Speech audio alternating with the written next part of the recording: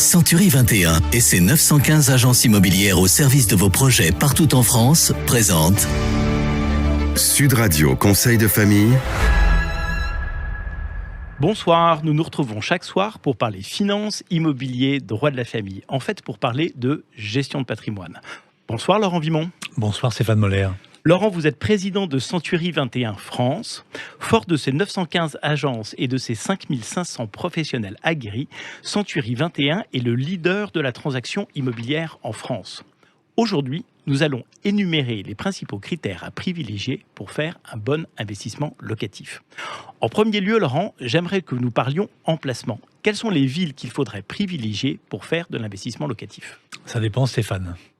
Ça dépend si vous cherchez la plus-value à la sortie ou la rentabilité. Si vous cherchez la plus-value, il faut privilégier des hypercentres de grandes villes comme Paris, Lyon, Bordeaux, Marseille. Si vous cherchez la rentabilité, il faut aller plutôt sur des villes dont le potentiel locatif est important, avec des prix qui sont encore bas, qui n'ont pas trop monté, et donc en rentabilité brute plus importante. Et quels sont les différents points communs entre toutes ces villes ? Quels sont leurs attraits ? Alors peut-être sur les villes, on peut préciser que ça serait Angers, Nancy, Lille, Strasbourg et Tours. Elles ont en commun d'avoir des potentiels de hausse de prix importantes et donc un rapport locatif entre le loyer et le prix d'achat qui permet d'avoir de bonnes rentabilités. Donc c'est des villes à potentiel élevé.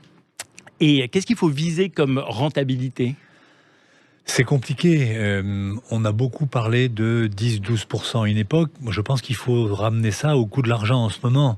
Rentabilité à 5-6% brut, c'est pas mal en ce moment parce que l'argent coûte peu cher. Et puis quand vous comparez la rentabilité au montant de financement, il y a un écart qui est plutôt positif entre ce que vous touchez sur le loyer et ce que vous remboursez comme crédit. Donc c'est plutôt à 5-7%. Et quels sont les autres critères à retenir pour faire un bon investissement locatif ?